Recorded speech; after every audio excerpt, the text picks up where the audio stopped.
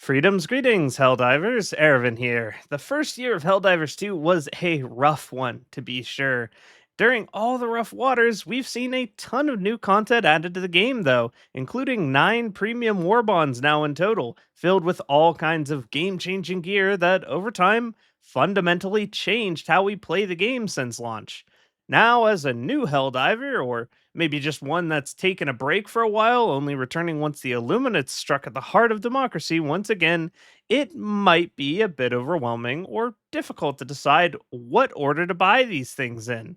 That's why in this video, as I've over time done a breakdown on every new bond added to the game, I'm going to be giving you a brief overview of what each warbond has to offer your loadouts, what kind of value you can expect to get for your hard earned super credits from each, and the order I recommend purchasing them in. Sound good? Great. Let's do it. Now, starting off with the lowest value war bond and working our way up to the best, let's first talk about the all time worst value war bond, Freedom's Flame. This is going to be a bit controversial for some, and I'm sure they're already writing a comment about it as we speak. But hear me out.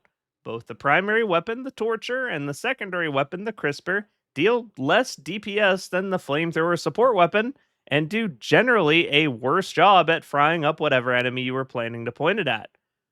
These are all also sustained usage type weapons, leaving very little room for swapping around. And as they have no staggering capability, there is virtually no reason to not utilize the flamethrower, which is free, over these two options if you want to play for the flamer playstyle, besides the fact that you can technically create more area denial with the Torture due to its large fuel capacity, or how the Crisper does allow you to add area denial into a loadout as a secondary. Beyond these two factors, these weapons don't really have any value. I will say, though, the Cookout is a very strong incendiary shotgun. In my opinion, oftentimes a better one than the Incendiary Breaker we'll talk about later, that serves as a strong anti terminid primary and decent option, surprisingly, for automatons as well as squids. But the low durable damage leaves it very little in the way of flexibility as far as what targets it's strong against. It mills through chaff quickly, but anything larger takes a lot of shells to get through, and at the end of the day, a heavy staggering light primary shotgun is not anything particularly special when we start the game with the Punisher shotgun in Mobilize, basically making the Cookout just Punisher Plus. Take into account this Warbond's fire resistant armor isn't anything special anymore, as the free kill zone armor provides 50% fire resistance in addition to all other elements, and how the booster is the worst, most troll abomination in the game, and the nail is in the coffin for this one, I feel.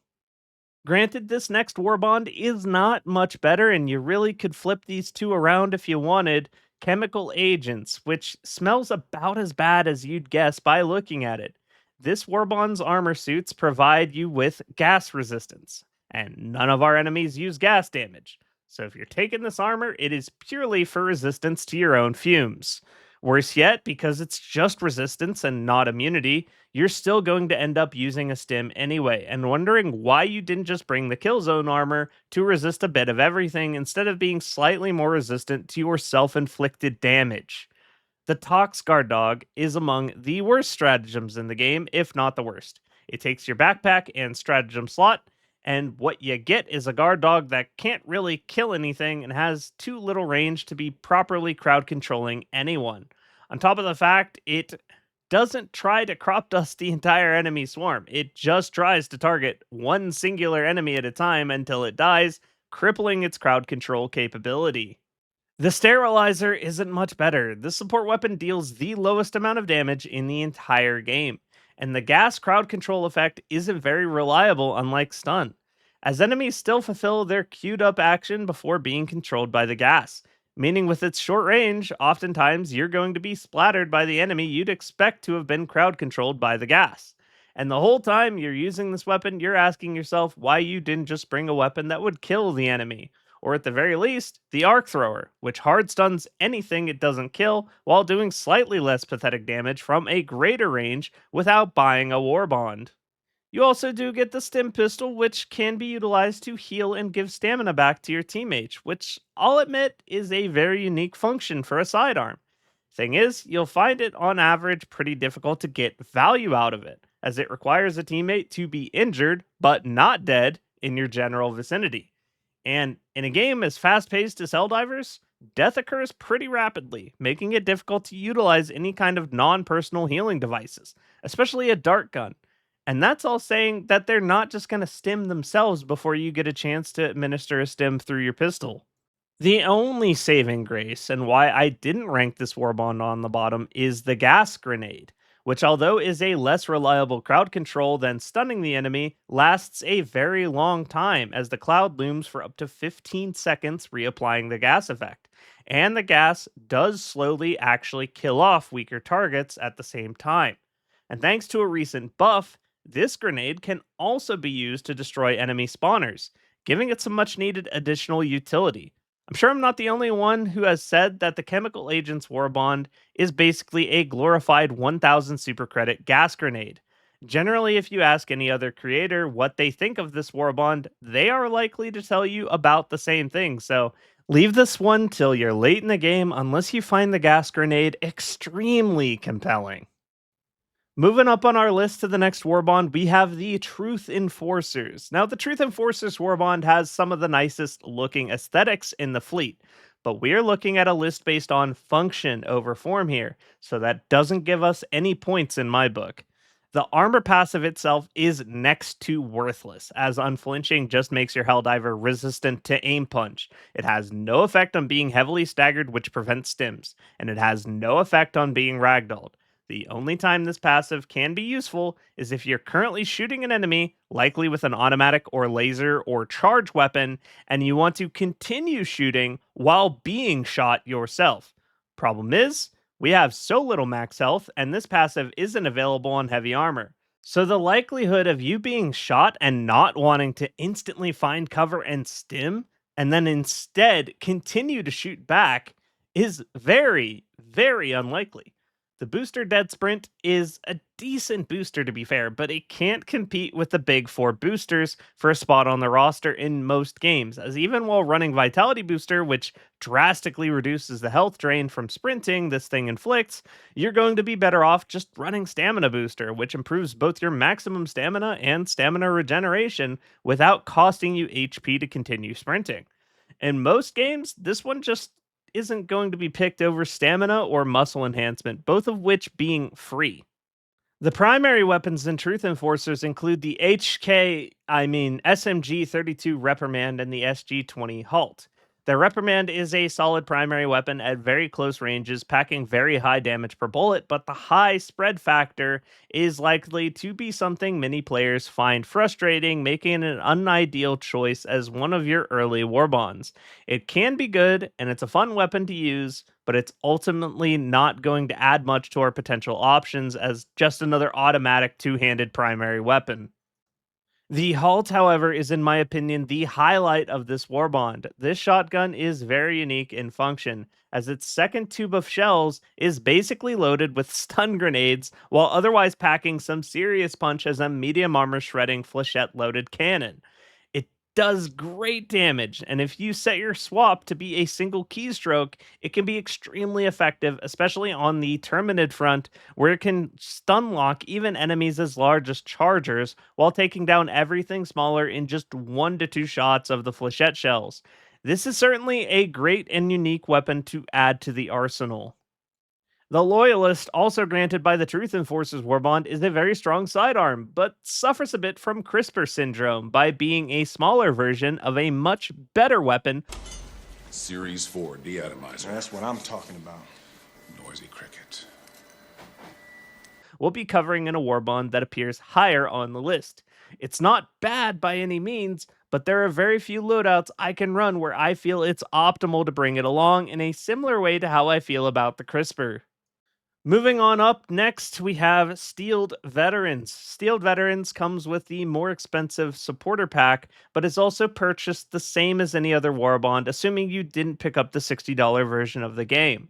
The armor in this Warbond doesn't do much of anything remarkable. but the sidearm in this warbond is among the best, if not the best, in the game. The Senator, more commonly referred to as the Big Iron, this sidearm is one of only two heavy armor penetrating ones in the game, making it a uniquely powerful option to add into any loadout that would otherwise be lacking the functionality. Say if you wanted to run a light penetrating primary with an anti tank launcher, the Senator plays perfectly into that loadout, as it's bringing you that anti heavy or medium armor capability. To be fair, the CRISPR can also technically do this, but a hand cannon is going to be more appropriate as an elite smacker than a can of Bug X in most scenarios. This Warbond also houses the Incinerate Breaker, which I do find to be a worse cookout in most situations, as it has lost a lot of ammo due to an unjustified nerf. But it is still a competent anti chaff shotgun that requires very little in the way of aiming, as the spread factor is the highest in the game, making it a very strong weapon for those that enjoy target rich environments and not having to aim too much. This warbond also houses the Jar 5, which is an extremely powerful medium penetrating gyro gun. Effectively, it's a bolter. The sway is pretty bad on this weapon, so it's a bit unwieldy, but the staggering force and power of the weapon made it one of the best weapons in the game leading up to the first 60-day patch, and it's still a very competitive option to this day. The third primary you get on the first page is the Liberator Concussive, which is a drum mag fed staggering monster. It's very weak on the damage side of things, but it generally does a better job at crowd controlling enemies without taking something valuable like a support slot the way the Sterilizer does. In a team or running it alongside the good guard dog options, it's a pretty decent feeling weapon and provides a more supportive playstyle option for those that enjoy that kind of thing. Flexible reinforcement budget, the booster you get from the Warbond, is also pretty useless in my opinion, as you become more adept at the game. But as this Warbond can be active if you've gotten the more expensive edition of Helldivers right off the rip, this booster isn't terrible in the context of being a newer player, as the extra reinforcement during a close game are more likely to come in handy when you're new to the game. We're now up to number 5 on my list, and this is going to, I imagine, be a bit surprising for some of you. The Polar Patriots Warbond. I want to first clarify that everything in this Warbond is garbage. Exma Purifier, which is, in my opinion, the strongest automaton primary in the game as of the time of recording. I did a full video breakdown on the Plasma Purifier, and although part of the reason it's so powerful is in the known issues section, it's yet to be addressed as of the time of recording. To give you the cliff notes on why it's so powerful, this weapon charges up to deal up to 500 total damage per shot, which is enough to two-shot every medium or smaller automaton, including the gunships. It has a low ammo supply, but it being a charge rifle, that gives you great value per bullet. You are not likely to be starved for ammunition. It's also able to fire at up to 6,000 RPM on semi automatic as a panic option for optimal burst DPS in exchange for a chunk of ammo. And as it turns out, tap firing this primary makes it extremely quiet, while charging it makes it loud enough to lure enemies around with the explosion, making it the perfect stealth weapon. Now, is this weapon alone good enough for you to buy this Warbond above the other four we've talked about? At this point, it's very much up to personal preference, but for me, I would say yes. Moving up to number 4, we're going to start getting into warbonds that really expand our options and give us sometimes entirely new ways to play the game, which is, in my opinion, the greatest value a warbond can carry. Basically, everything that came before now was a warbond that sported a good weapon or two, maybe an okay grenade, but nothing really expanded the way we could play the game. And the way the top 4 do this, in addition to giving some of the most meta options for both boosters and weaponry in the game, is on a different level.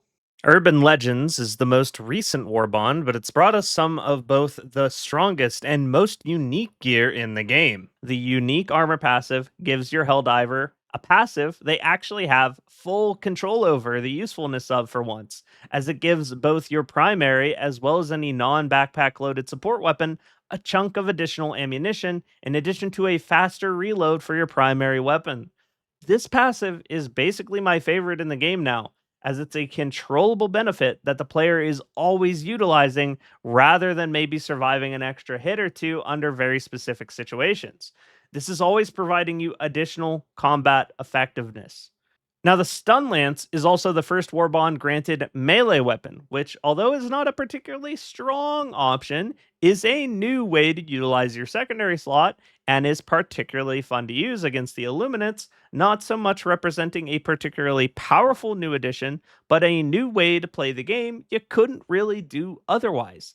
The booster is pretty much worthless, as the turret on top of just the resupply pods are just never really valuable over the big four boosters outside of arguably defensive operations, where things like stamina enhancement won't really contribute anything to the team, as we're just stuck in a small general area.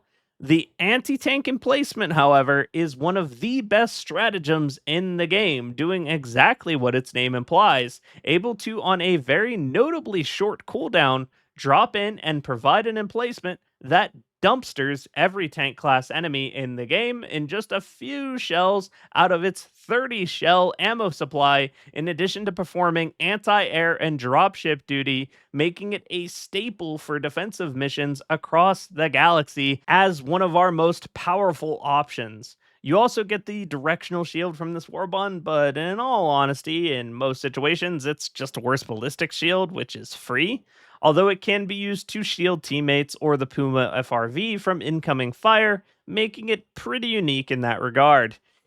Coming in at number 3 is going to be Viper Commandos. Viper Commandos really comes down to two things, as the carbine rifle is a generally okay light penetrating AR against the squids, but it's a dime a dozen. It's nothing special. And the Shorty Shotty is a powerful sidearm, but lacks armor penetration and requires a lot of reloading, making it, in my opinion, pretty low in desirability. This leaves us with the armor sets and the booster. The armor sets make weapons like the Jar 5, autocannon, AMR, HMG, and all other heavy sway weapons feel much more responsive thanks to its passive. Once again, this is a passive your Helldiver has complete control over the usefulness of. If you're running this armor, you might as well also be running weapons that benefit from its passive, which in turn, in my mind, expands a Helldiver's options and loadout opportunities. And again, although melee is not typically the best solution to a problem, if you're going for the melee gameplay, you should be suiting up in the peak physique armors to double up on that melee damage. So not only does this armor synergize with some strong weaponry that sports higher than average sway speeds, it also enables melee combat to be more feasible, which in my book is a very solid warbond already. But it also houses one of the big four boosters in the game, the experimental infusion booster. When you stim with this active, although the Helldiver suffers a bit of a case of the jitters, they gain a temporary 10% additional damage resistance as well as 10% more movement speed on top of the stim's normal effects. And this effect can also extend to stims administered by the stim pistol should you have it. This booster sits in the most commonly used booster section with vitality, stamina, and health pod space optimization for a good reason, considering it's temporarily throughout your mission, basically extending on what you brought vitality and stamina for. So if you want nothing else from Viper Commandos, you definitely want this booster. Number 2 is going to be Cutting Edge. This Warbond expands our arsenal options by providing us with a utility grenade that hard crowd controls anything the size of a charger or smaller with the stun grenade, allowing you to easily slot some crowd control into any loadout in the game. And I know what you're thinking. I ranked the gas grenade so low, but why am I ranking the stun grenade so high? Well, the stun grenade is reliable.